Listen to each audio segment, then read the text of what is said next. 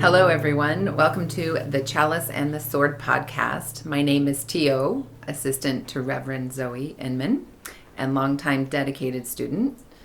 I'm here with Reverend Zoe, Erica, Alán, Jorge, and special guest Mikey D for the 7th episode of The Nature of Joy. Revzo, you say that addiction and joy go hand in hand. Can you explain that?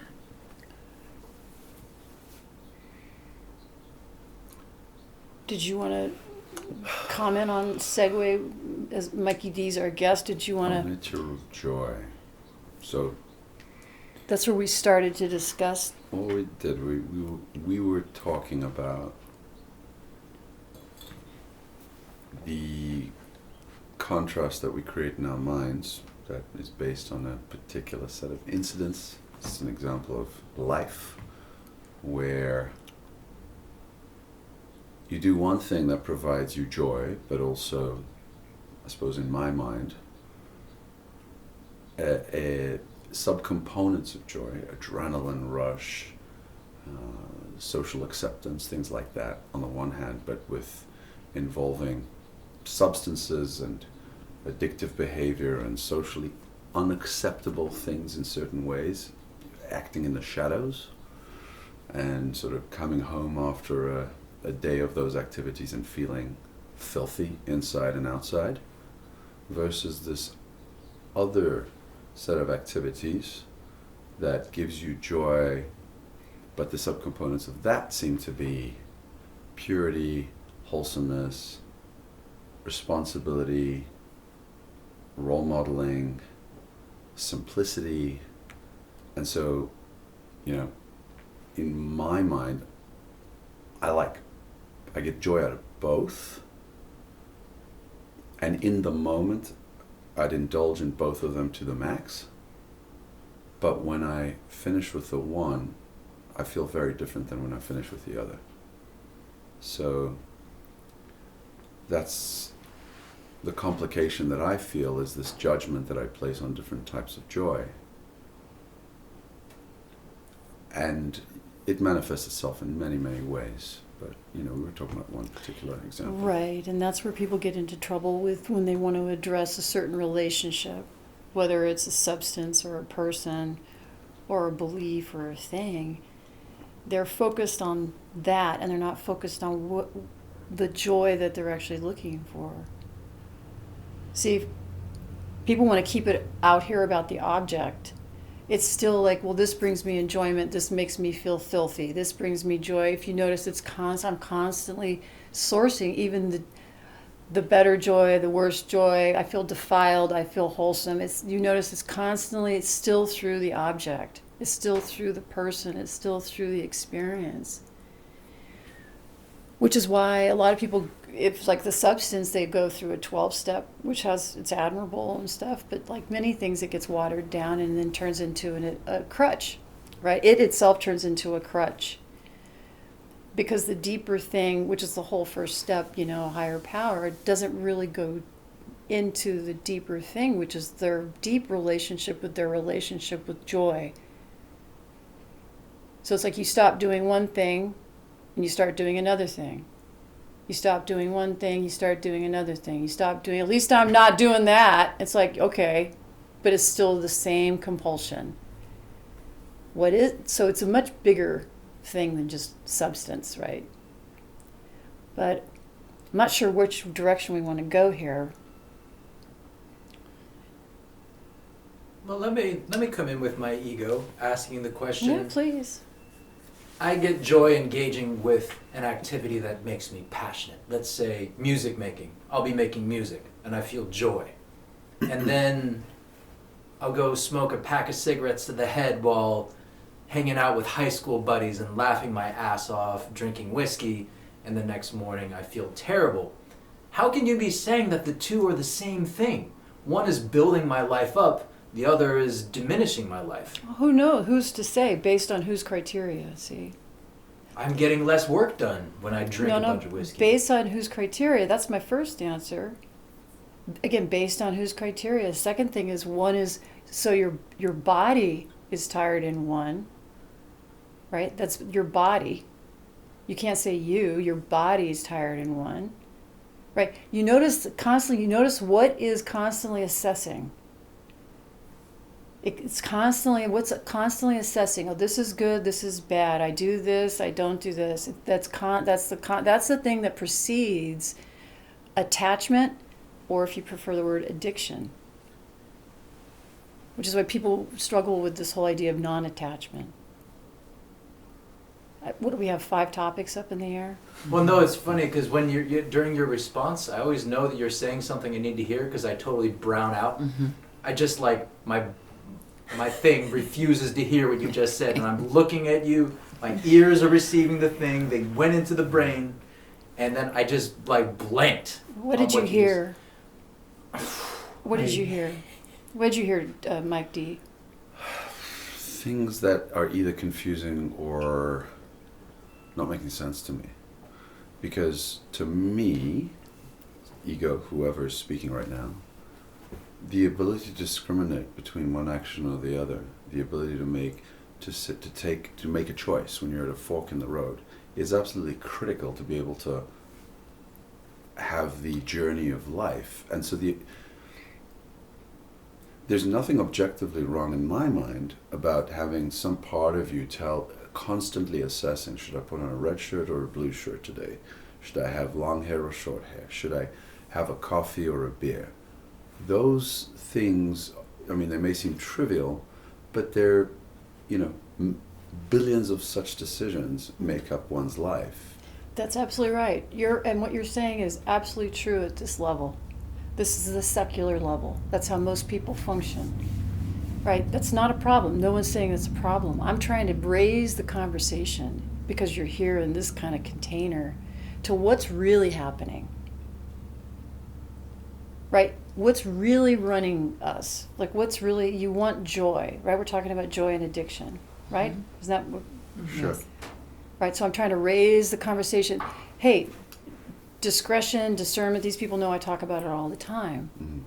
We're talking about addiction and joy. Here's the thing. Before it becomes addiction, there was love involved. The problem I have is when people only want to look at substances and things like that. This is the plane of addiction. By being in a human body, you are already dealing with an addicted problem. You are addicted to life. You're addicted to your body. Therefore, you have a issue.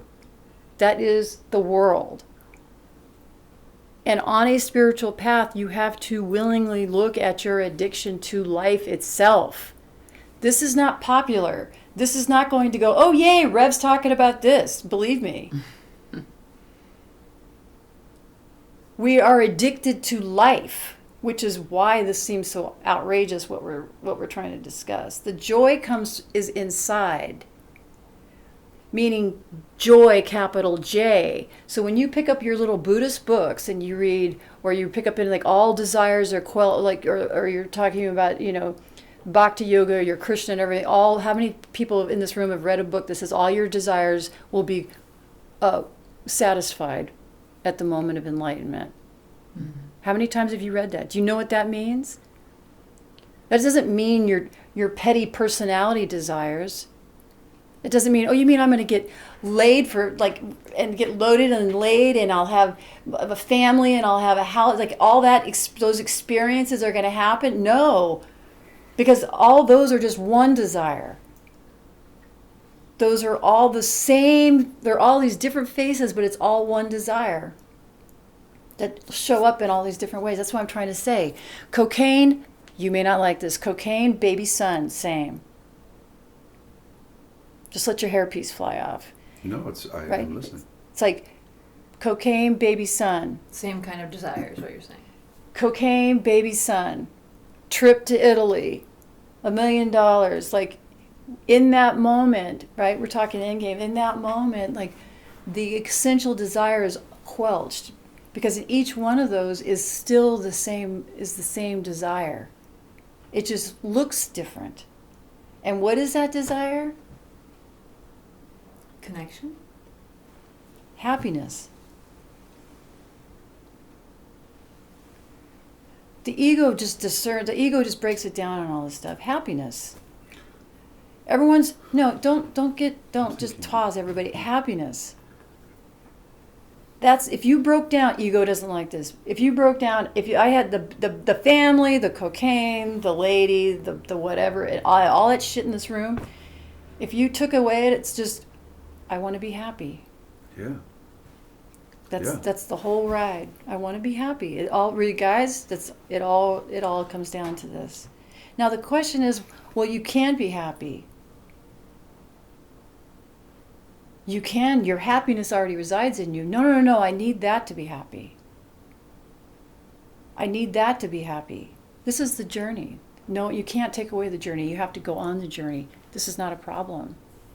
Yes, one of the moments is, I need to start discerning what brings true happiness. Most people start there. How long is the happiness? How long is the happiness? I'm jumping ahead quite a bit. Most people start right here, like you were saying. 3 days in Vegas, a full day with, son or daughter. 1 day in Vegas, a full day with son or daughter. You start to discern. That's where most people start. Yes, right. I totally get it. Like, I feel shitty after I do that. Well, okay, I think I'll stop. I think I'll take a break, Bob. No one's saying that's wrong. I'm just trying to, Flintstone the car into full, 50 miles an hour, you know what I mean? But if we have to hang back here, that's cool. Did you get that? No. That's okay. What did you hear? What did you hear? I heard that. Well, I heard what I've been thinking about a lot lately, which is Maya and the world as it is.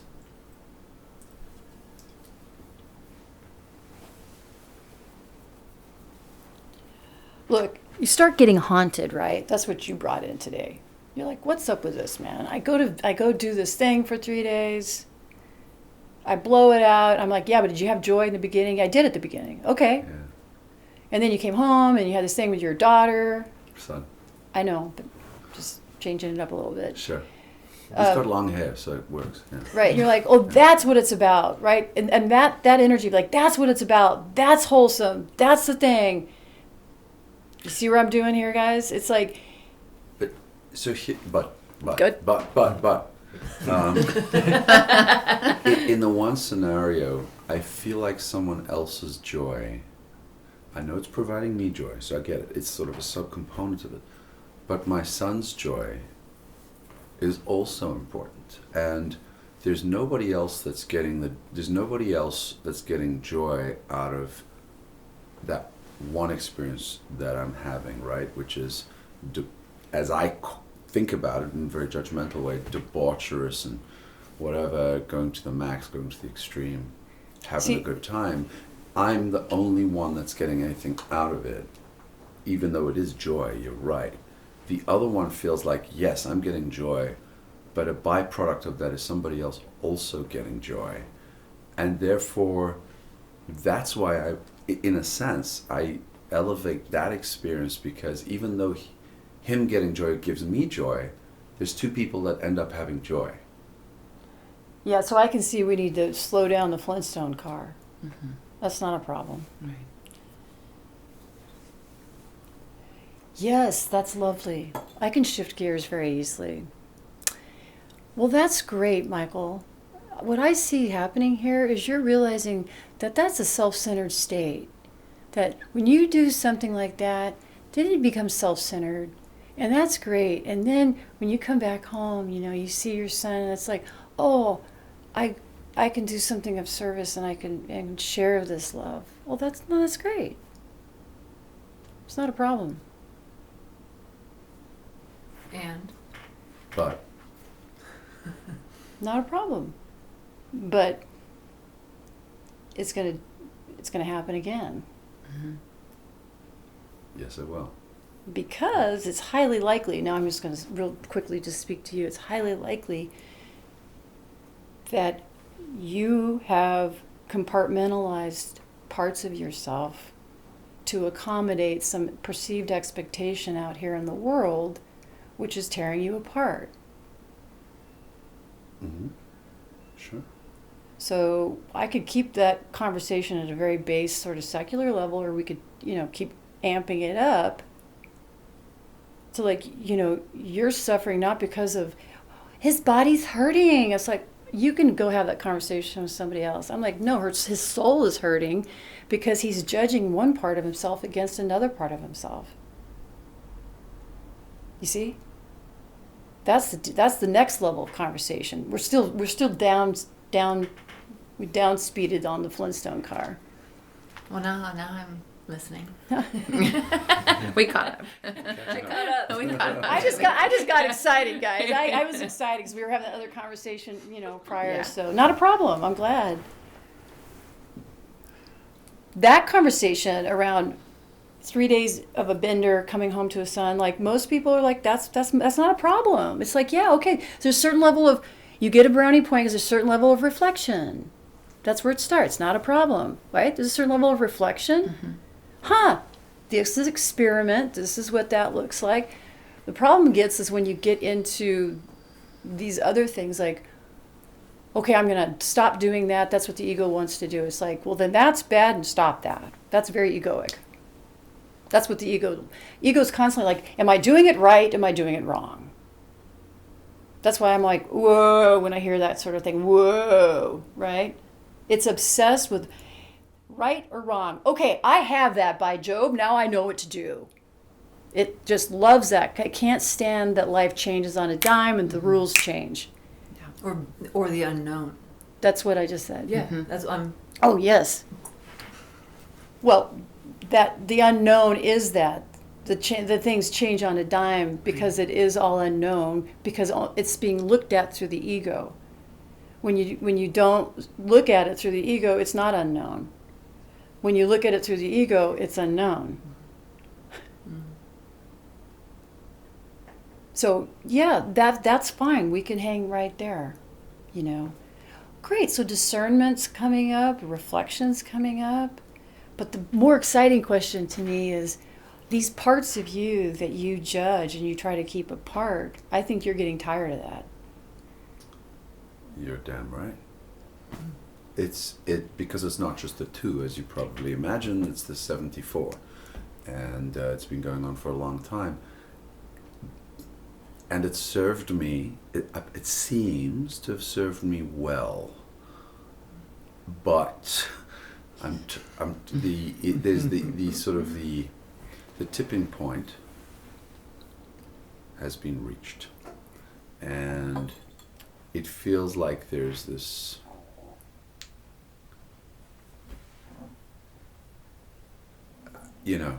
I've squeezed the lemon about as hard as I can, and it's getting much harder to get some juice out of it, and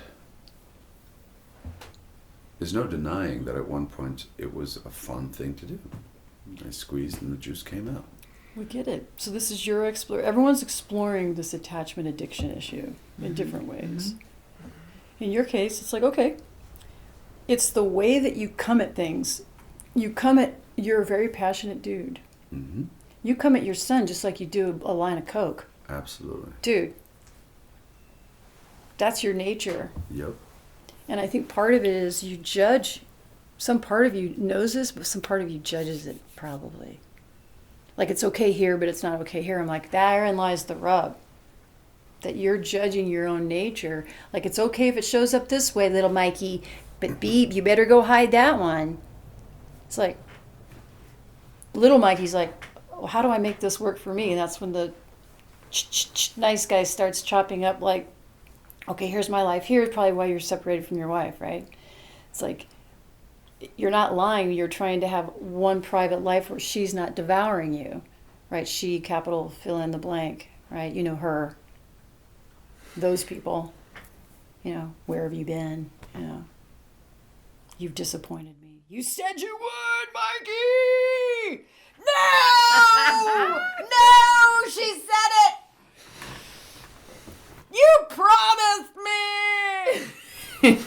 That's that's right, I did. I'm such a shitherd. I'm just like, that gives me an excuse to crawl away and do what I want secretly. So, it's like, right? So, I don't know where we're going. I just blew my own mind. But the compartmentalizing, which I can certainly identify You excel with in this. also, You're like the female version. Yeah, exactly. And I do recognize where it's like you don't want to be doing something. In my case, this rushing thing that I do all the time. It's like, and it's hurtful, and you want to stop it, and you just can't. Because you guys have to. Here. Let's just do this. Full stop.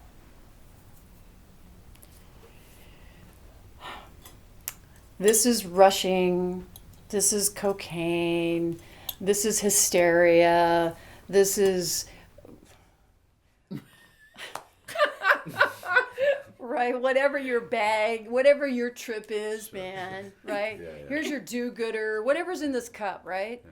You're like, I just know this isn't good for me, but I can't stop.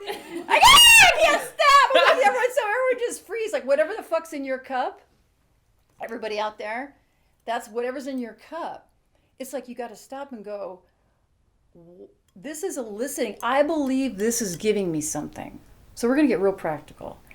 I believe that this is giving me something. Remember, whatever it is, hysteria, busyness, rushing, whatever, cocaine, whatever it is, right?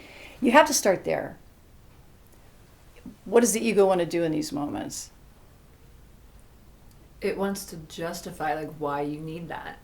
Well, it wants to justify, but in certain cases, it wants to say, "Oh no, it's just bad for you."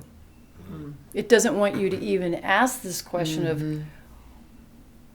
what am I getting at? What do I think I'm getting out of you? Ego's like, it has very interesting ways to derail you off that kind of really profound, vulnerable self-inquiry. Because one, it doesn't like you to think that you don't already know, because you should know. Right? If you start like getting the answer, if you start getting that level of self-honesty, it knows it's losing a grip on you. And that's when it starts the justification, the stories. Well, you're that way because she never loved you. Oh yeah, I forgot. That's right. This is my hysteria and I'm standing by it, fuckers. Or like, because I'm efficient and I'm multitasker. Because I deserve this cocaine, fucker. I've been working for you for 60 hours at the production company. You see where it goes? And it's like, because if you only knew. And the ego's like, Good girl. Good girl. Then it goes through this and then you're like, why am I doing this? Yeah. Like, I feel like shit. Whatever your thing is, I feel like shit. But it was worth it, right? This is how over time the ego, right? You're like, wait a minute, what is it that I actually get? What's the alternative? I guess what I'm asking, because I don't want to sort of simplify it to this sort of silly, well, what's wrong with that? What's the bad thing? Is it good? Is it bad? Is it appropriate, inappropriate? What's the alternative to associating joy with this set of activities or objects? This is where I'm going. Yeah. You have to discipline the ego's attachment to you needing this. To get to answer your question is, what's the alternative? You have to transcend. You got to shift the relationship. You got to take the time to find out what this is doing. But because we're so wired to judge it, you miss it. You miss the off-ramp. You got to bottom, this is called a bottom, right? You got to bottom into whatever it is and go, I think that you are giving me something. I think that you are giving me joy. Do you understand what I'm saying? Mm-hmm. I think that, or I'll put the cup down because I like people are attached to people, addicted to people. People are that's with our last pod. People are addicted to human beings. That's really fucking scary. Put the fucking cup down. It's like, or it's your mom who you still hate. You're addicted to her, right? What do I think I'm getting from you? In that case, it gets really interesting, right? We'll go back to the positive. Like, I think I need you, right? Because, and this is, people don't like this. They're like, Rev, that cup of hysteria is not the same as my dog. It's like, yes, it is actually in the big picture. Uh-oh, we just speed it up again. Don't say that my cup of hysteria is the same as my boyfriend. Well, it is. My cocaine habit's the same as my mother? Yeah. In the big picture. Can't handle it, Bob. Go back. Okay. What is it? This is my long answer. What's the alternative? It's not here. It's as simple as going, wait a minute. And this is why it takes discipline. This is why sometimes you have to put something down or walk away or take retreats or whatever it is. You have to practice this to get what we're saying. What's giving me joy? How could that person, you get real practical, excuse me, how could that person who's transitory be giving me the joy? Where's that joy actually coming from? Well, Rev, if it's not there, I feel sad. Yeah, but is it because it's not there or because you actually don't know where the joy is coming from? Did you guys get that? Yes. Mm-hmm. Thank God. We just had a little... Speed it up again. I think we did. That's where the rubber meets the road. First things, you got to get a little distance to go. You have to understand what it is, which is why I started there, which is joy and addiction. Everybody wants to be happy. And we think it's through this object, this object. Are you saying they're bad? Didn't say that. Here we go again. We got to go back. Not a problem. Right? None of it's bad. None of it. Nix, nada, none of it. This is very Tantra. That's the idea with Tantra. That's why it's a hard edge, because nothing is off the plate. Because you have, the assumption is that you have an internal understanding of what you're searching for is joy and happiness. And you also know you're human and you're attached to shit. So the Tantra is like, oh, well, what do we do with that? Oh, well, we use that to come home. We use that to come home. We use that to come home. That's at its highest.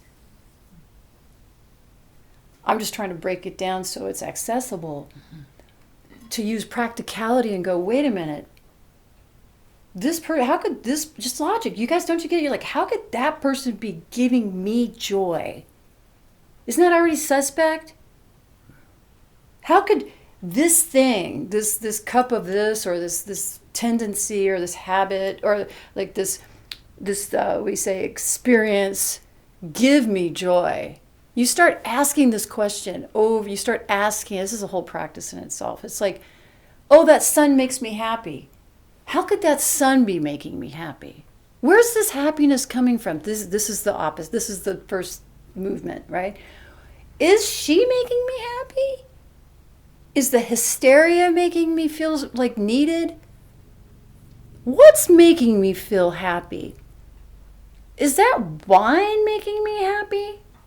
How is that? But you start looking at, I'm trying to give you the visual on it. It's like, well, I feel happy when I do it, but is it giving it to me? Or is that joy coming from another place?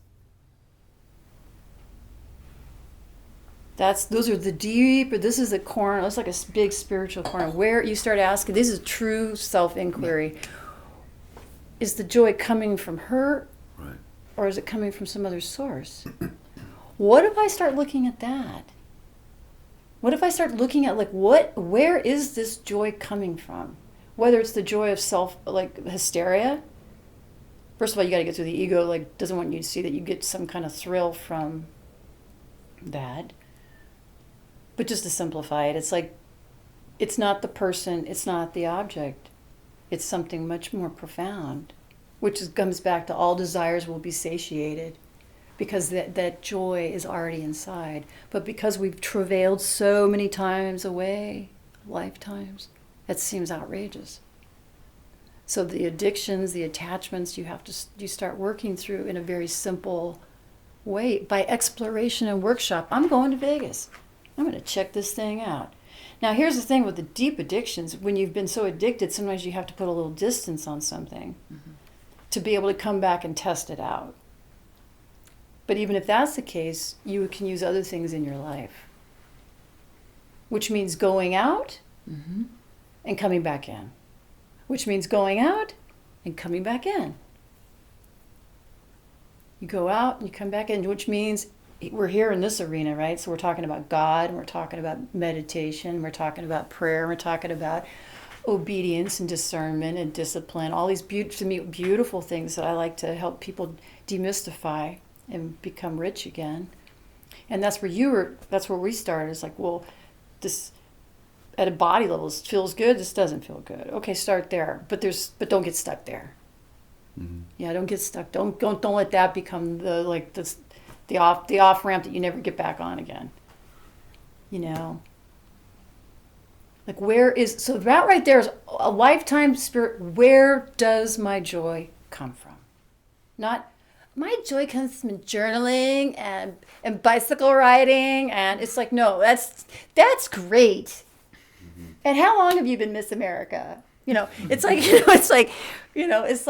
yes, and if someone told me that in the street, I'm like, well, that's fabulous. I wouldn't be laying this out. But if they started to ask me, like I've been bike riding and it just doesn't bring me joy anymore. Uh-huh. I'm like, now we're talking. How come? Well, usually the sign of that, when something doesn't bring you joy anymore, that means something inside is starting to percolate. Mm-hmm. And it may be lifetimes before that voice comes online, right? Like, the joy is not coming from the thing. Who is that? Anybody hear that? No. Ego's like, no, you didn't hear a damn thing. Go get some more. Right? You see? Mm-hmm. You start not enjoying it. But I've always enjoyed it, Bob. It's like, how come I'm not enjoying it? That's like a soul's evolution to where it's starting to go, something's fishy. But usually most people don't have access to some of these ideas, or it comes through in a way that you get half of a message or something. But if you notice that, it's back to our last pod, mm-hmm. The life of a desire. Yeah.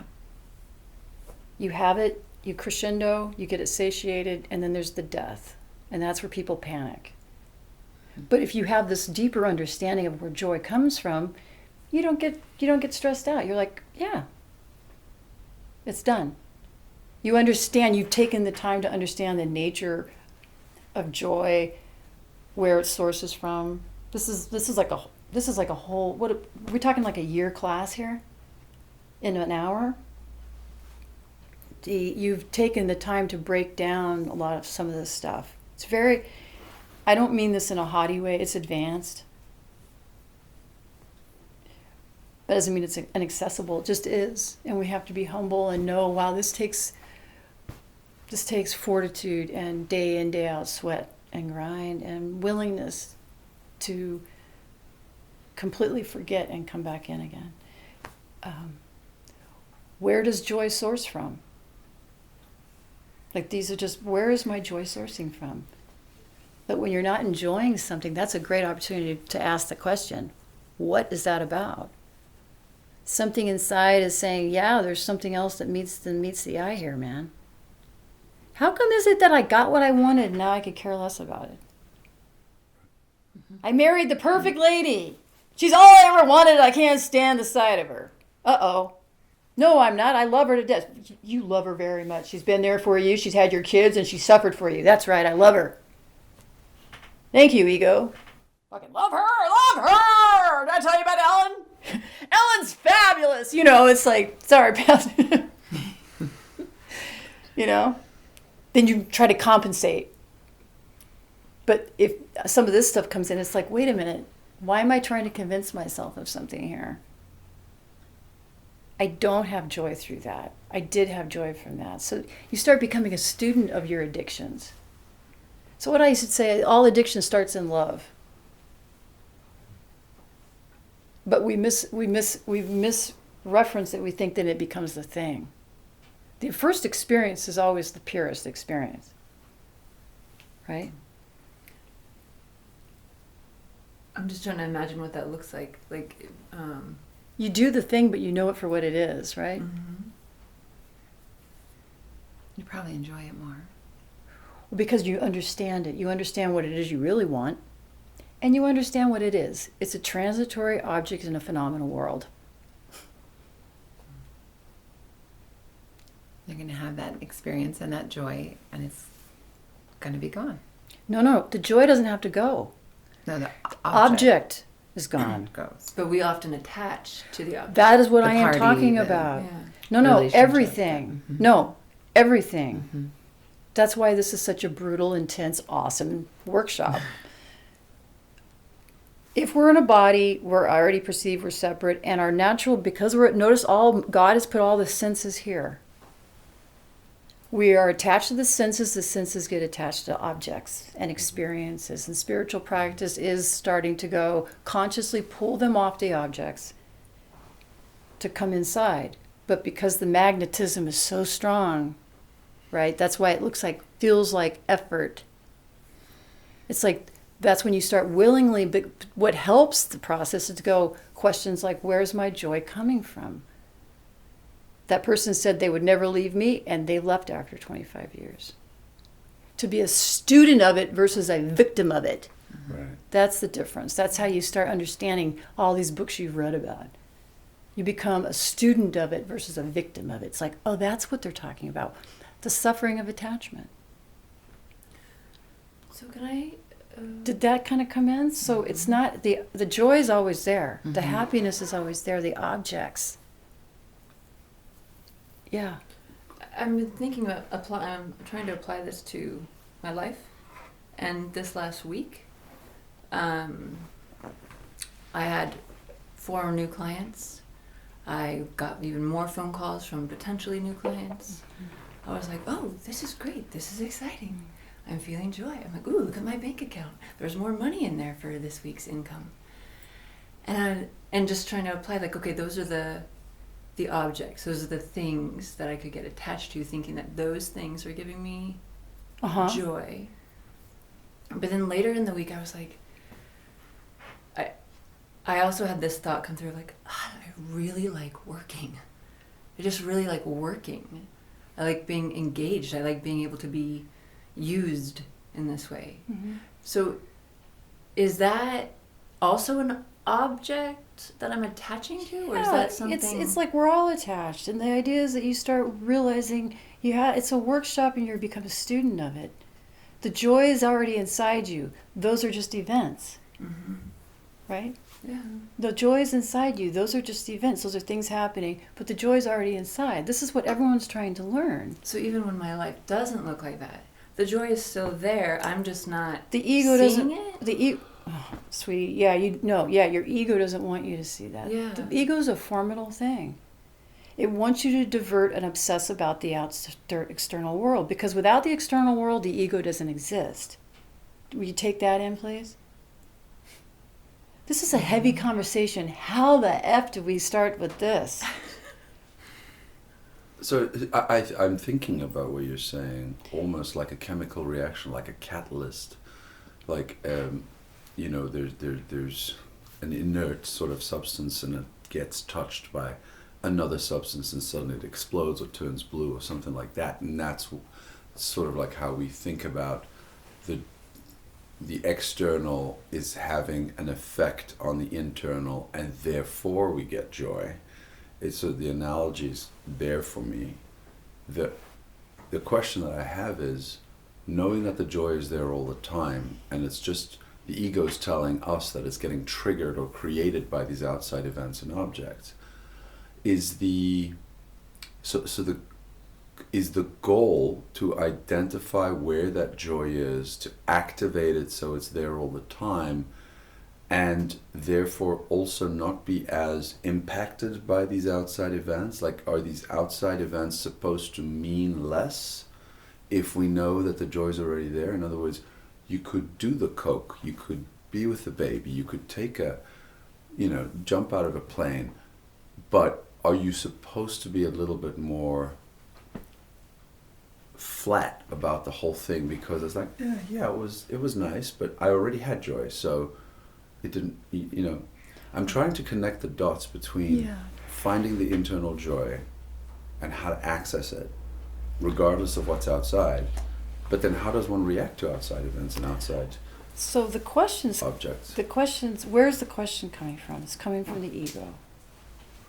No, it's not. No, There's I not. agree. No, it's not. It's not an accusation. It's a fact. Sure, That sure, And this is not a problem. Right. Notice how the ego wants to have the answer. This is not just Mikey D. Okay, so what do I do? And this is not a problem. This shows you the complexity and the difficulty of what the spiritual path is about. Just, I want to point out the ego. How do we sustain it? Does that mean we're flat? These are all signs of it coming from, I'm not avoiding, I'll get there. It's a sign of coming from the ego, right? That wants to understand. Right.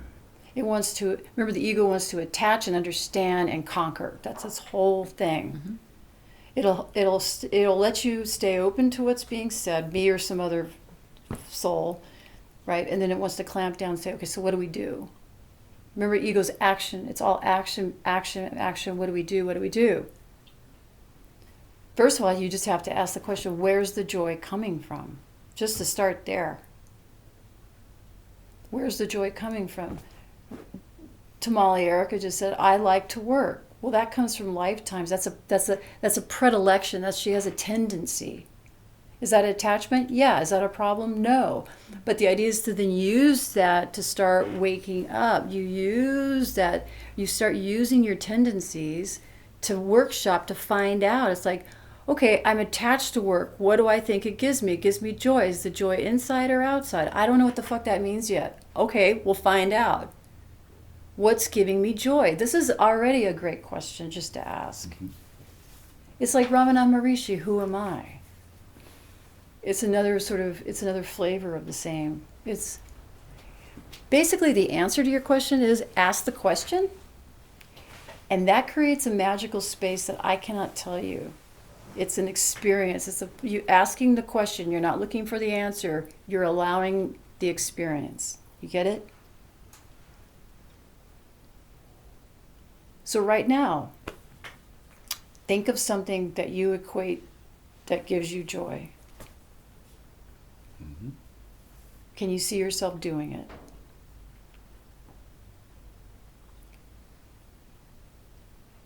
Slow it down and see yourself experiencing it. Notice where your focus is. Where's your focus? On yourself or it?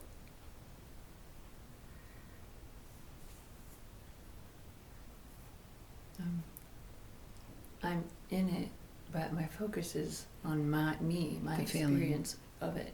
Of it, not you. You're experiencing yourself through it. You're not having your own experience. You're having an experience of yourself through it. Do you see how it is? Okay. Now, just go with me. Pull all your energy out of the object or the thing back into yourself and be with it that way. And now do the thing completely from within yourself.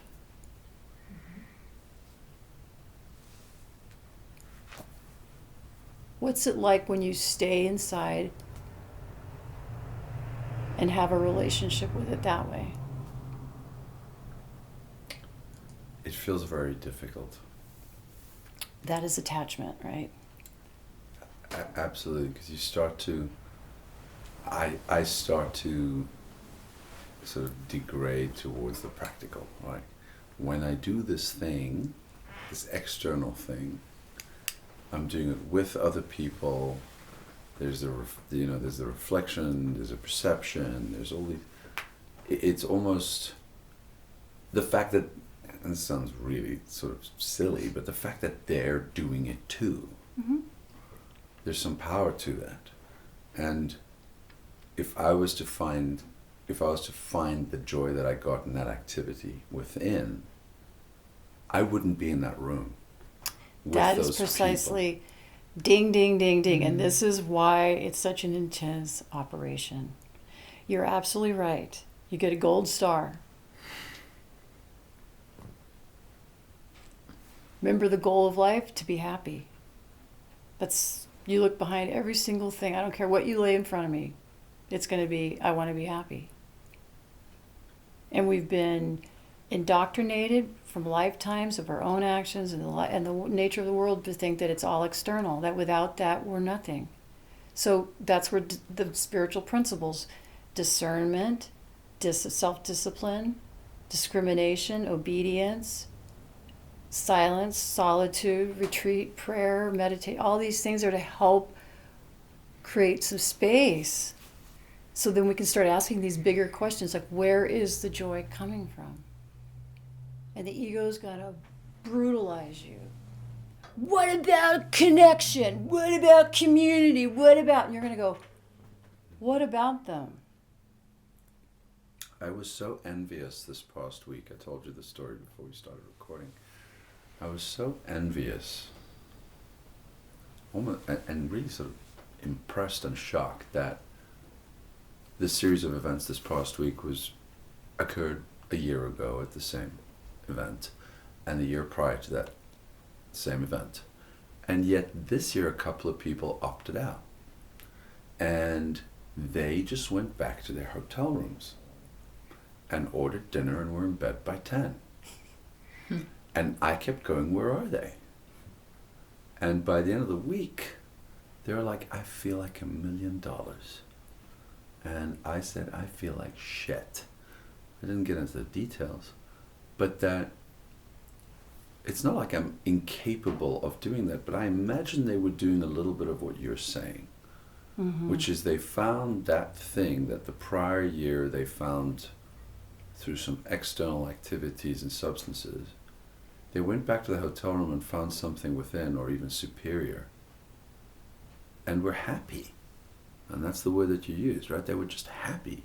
Well, but it's not, again, you've got yourself, you're in good company. You have a very hardwired thing around superior and better and wholesome and things like that. And that's not unique to you, Mike, but it's a pretty intense thing.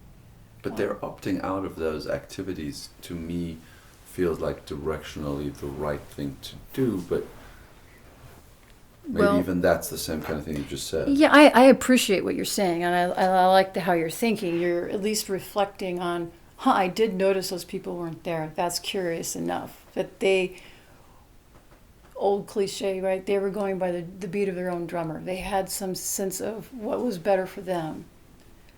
I'd rather just keep it simpler like that. Like that already is curious enough for you to go, wow, they're listening to themselves.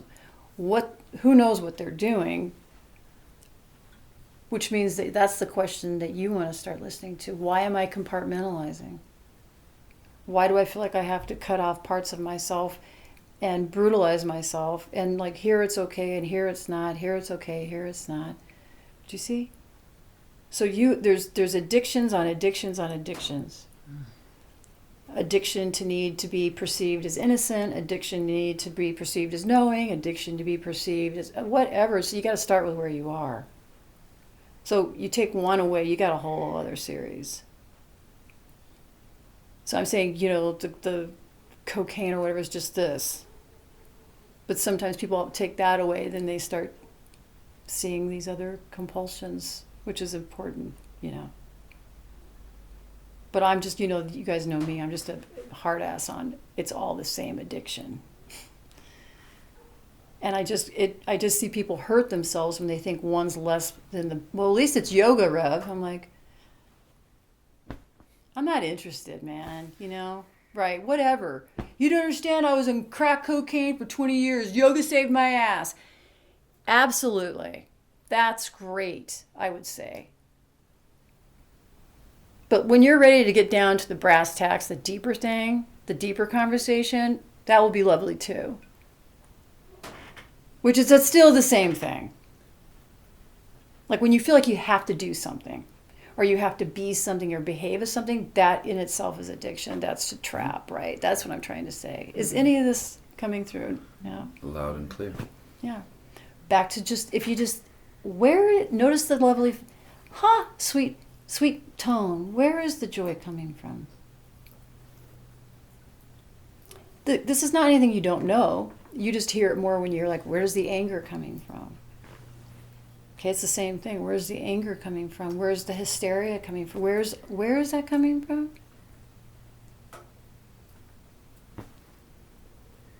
She's making me mad. What? Oh. There's a whole vast other conversation behind this one, but we'll start clarifying now. What is it that I want? I want this. What do I think it's going to give me? Joy. Why do I feel like I need joy? Because I feel a lack. Why do I feel a lack?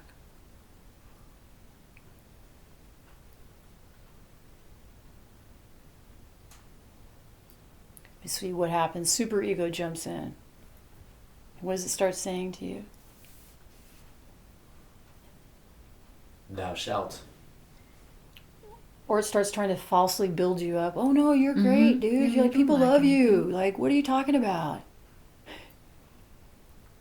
Ego can it jumps in and builds you up, and then it can jump in and tear you down. It jumps in and builds you up, jumps in and tears you down. Do you guys get it?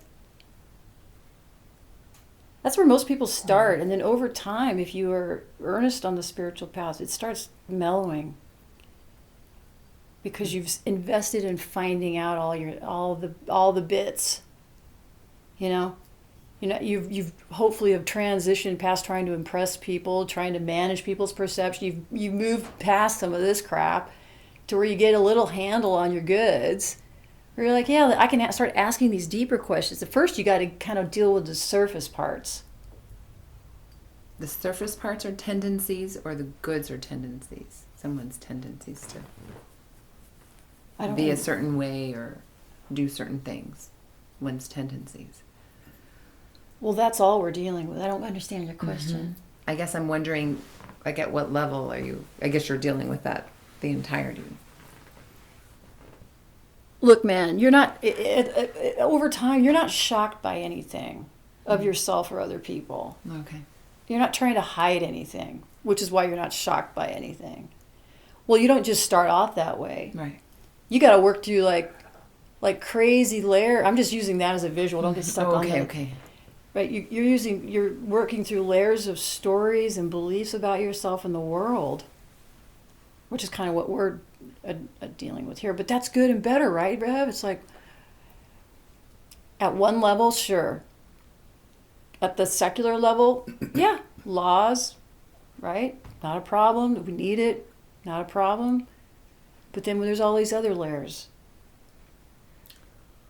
But without the inquiry into just the curiosity or the intellectual of trying to sort of acknowledge, yes, you're right. I'm seeking joy out of all these external activities and objects and people and affirmations of who I think I am, these kinds of things. And I'm consciously saying, yeah, it would be great if there was this alternative that I could find that stuff within. I wouldn't need to turn to these things. I know when I asked the question earlier, you said, well, that's the ego asking the question.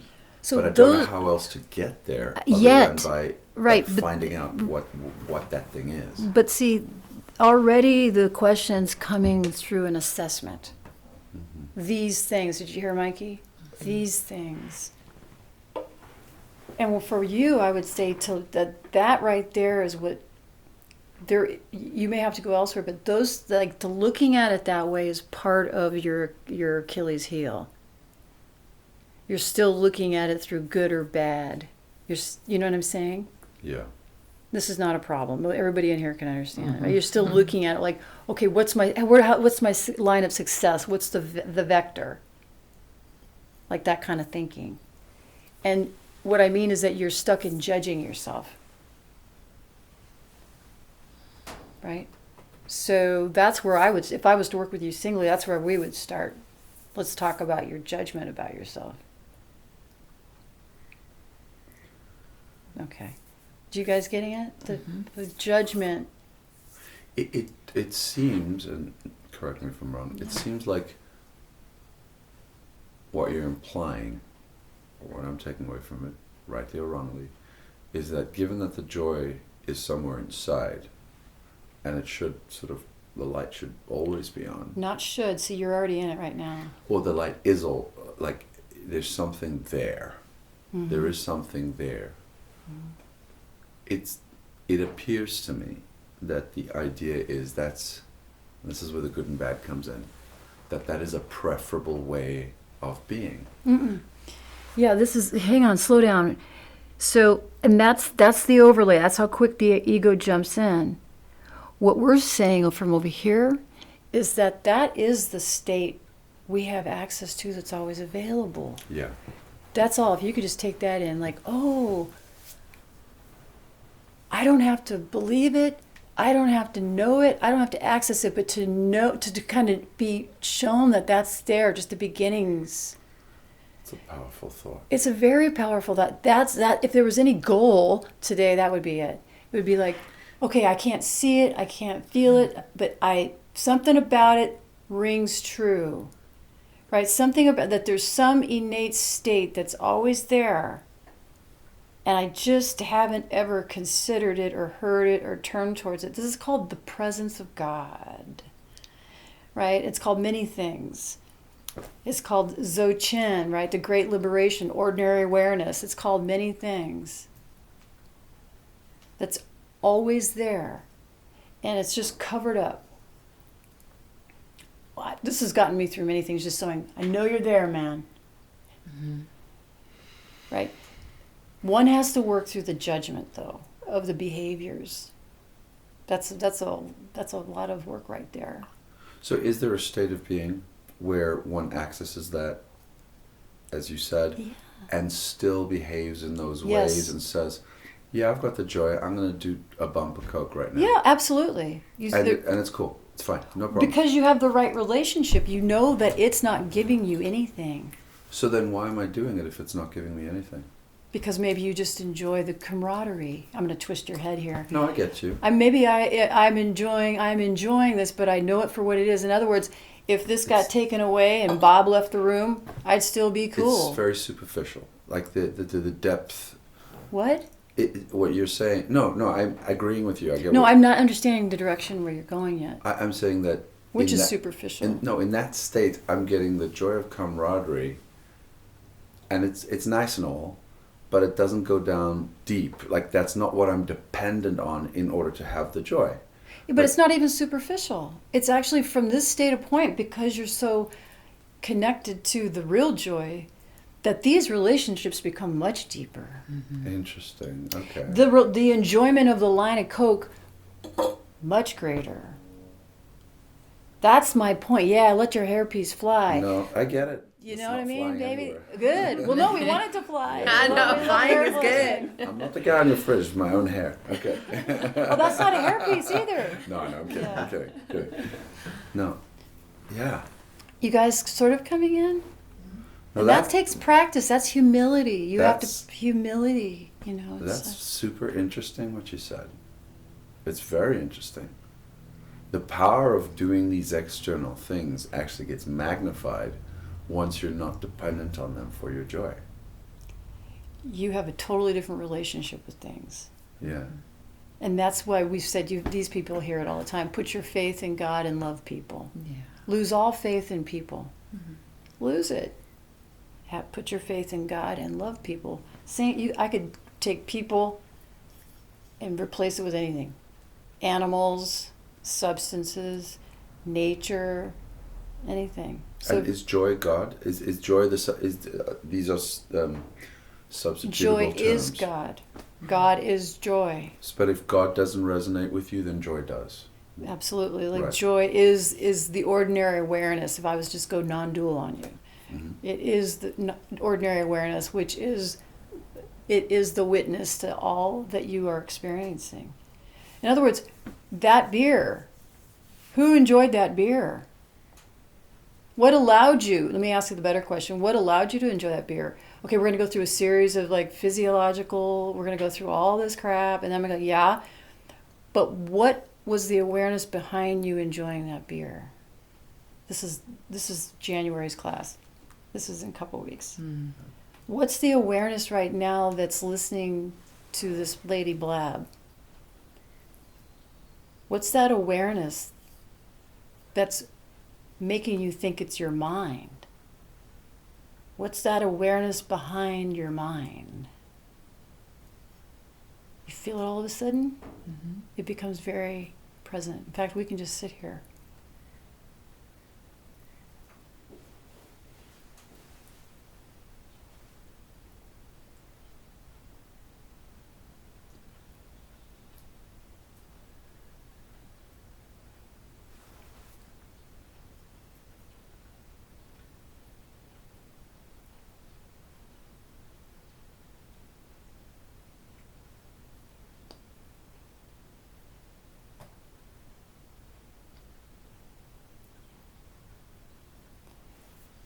What do you notice just with a little bit of focus on it? What do you sense? Just one word, everybody. Space. Peace. I'm struggling with it. For me, it's melting. Melting? Yeah, everything is melting. Yeah. Is this maybe it's a surrender of some kind? There you go. Lovely. Al. That's my word. That's it. It's not complicated. It really isn't. That's why it's called ordinary awareness in Dzogchen, Tibetan Buddhism. It's like, it's the witness behind the knower. It's this right here.